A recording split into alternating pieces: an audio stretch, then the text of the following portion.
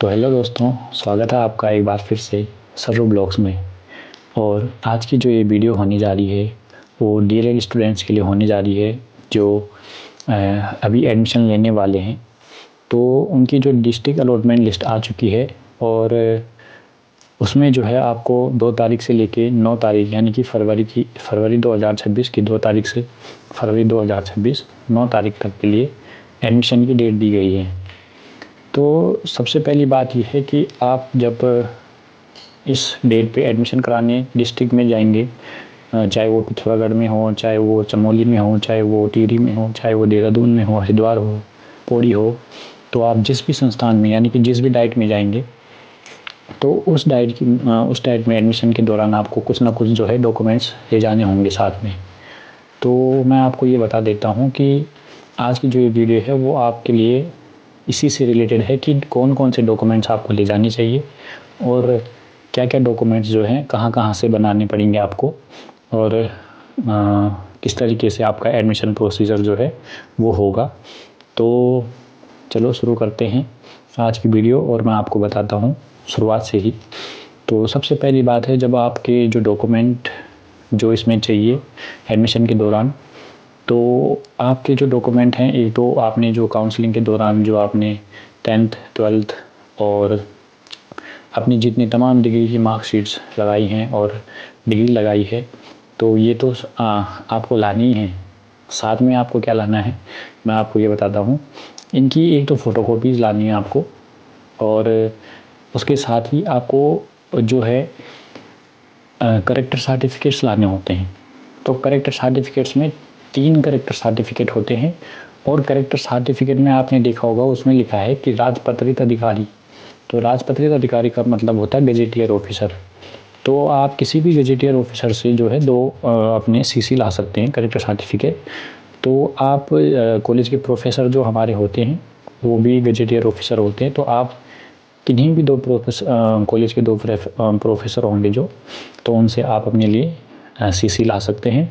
और तीसरी सीसी जो मैं बात करूंगा, तो तीसरी सीसी आपको अपने ही कॉलेज से जब आप टीसी निकालोगे अपनी, तो टीसी के साथ साथ एक सीसी मिलता है।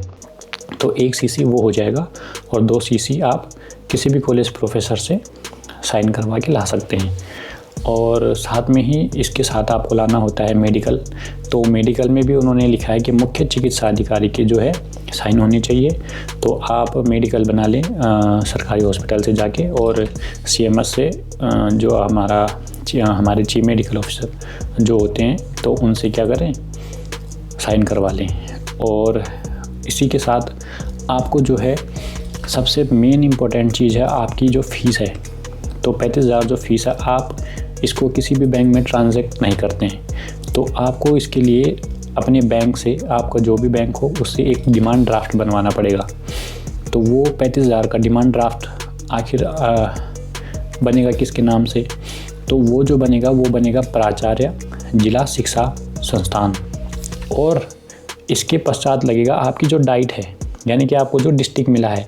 अगर आपको पौड़ी डिस्ट्रिक्ट मिला है तो पौड़ी, आपको अगर रुद्रप्रयाग मिला है तो रुद्रप्रयाग, आपको चमोली मिला है चमोली, तो ये जाएगा आपका उसके साथ कि प्राचार्य जिला शिक्षा एवं प्रशिक्षण संस्थान पौड़ी या ठीक है।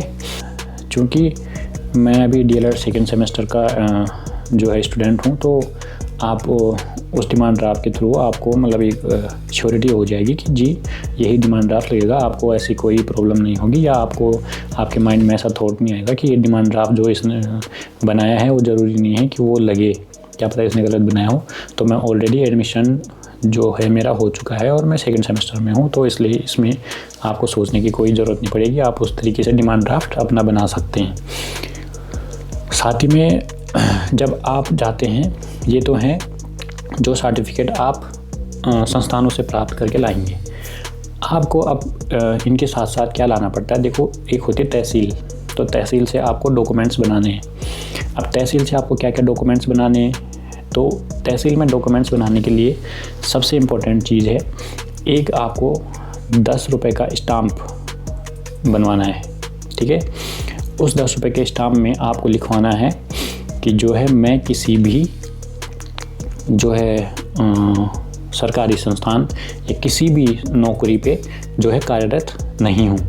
एक तो ये बनाना है कि मैं कहीं भी मतलब नौकरी नहीं करता हूँ, एक तो इस चीज़ का बनेगा। आप तहसील में जाके बोलोगे, वो इतना ही बोलना, वो आपको इसका स्टाम्प बना के दे देंगे। साथ ही में आपको इसमें ये चीज़ भी ऐड करवा देना साथ में, नौकरी के साथ साथ ही, क्योंकि 300 रुपये का आप एक एफिडेविट बनवाओगे, ठीक है। तहसील वाले 300 रुपये करीब लेते हैं, एक एफिडेविट 300 का बनाओगे। फिर आप दूसरे एफिडेविट में फिर से एक ही पॉइंट लिखने के लिए दूसरा एफिडेविट बनाओगे कि मैं क्या है कि मैं अविवाहित हूँ, मेरी शादी नहीं है हुई है, तो उसके लिए फिर आप दोबारा से एफिडेविट बनाओगे तो 300 उसके, ऐसे करके आपके 600 रुपये चले जाएंगे। तो इससे अच्छा है कि आप एक ही एफिडेविट में बिंदुवत ये चीज़ें आप लिख सकते हैं कि जैसे फर्स्ट बिंदु आपने उसमें लिखवा दिया एफिडेविट में कि मेरी जो है कोई भी सरकारी नौकरी मेरी नहीं है और मैं कहीं नौकरी नहीं करता हूँ। उसमें पॉइंट 2 करके आप ये लिखवा सकते हैं कि मैं जो है शादीशुदा नहीं हूँ या मैं शादीशुदा हूँ, जो भी है।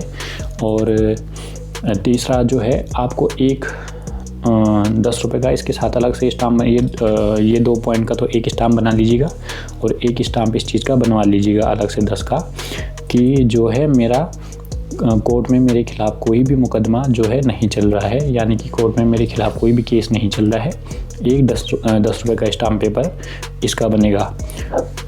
और साथ ही में जो चीज़ छूट जाती है, अक्सर बच्चों से छूटती है, फिर बाद में जो है एडमिशन के बाद बच्चों को लाने के लिए बोला जाता है, तो फिर आपके लिए वो दिक्कतें बढ़ती हैं, क्योंकि आप एडमिशन ले लोगे तो आपको यहाँ से छुट्टियाँ बहुत कम मिलेगी, छुट्टियाँ मिलेंगी नहीं, तो आपका आना जाना आपके लिए दिक्कत करेगा।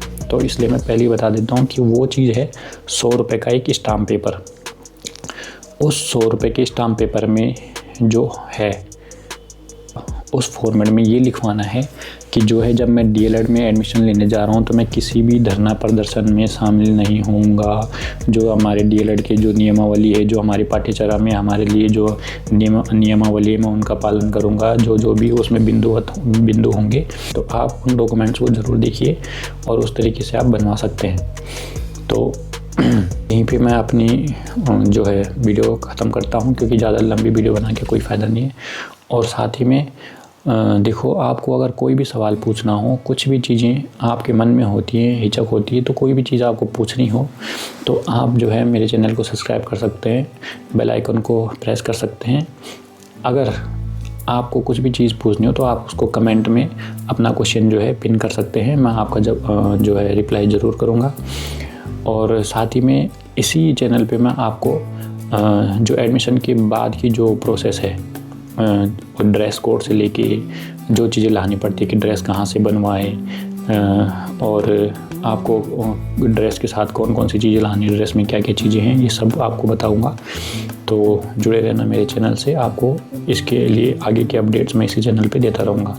धन्यवाद, आपका दिन शुभ हो।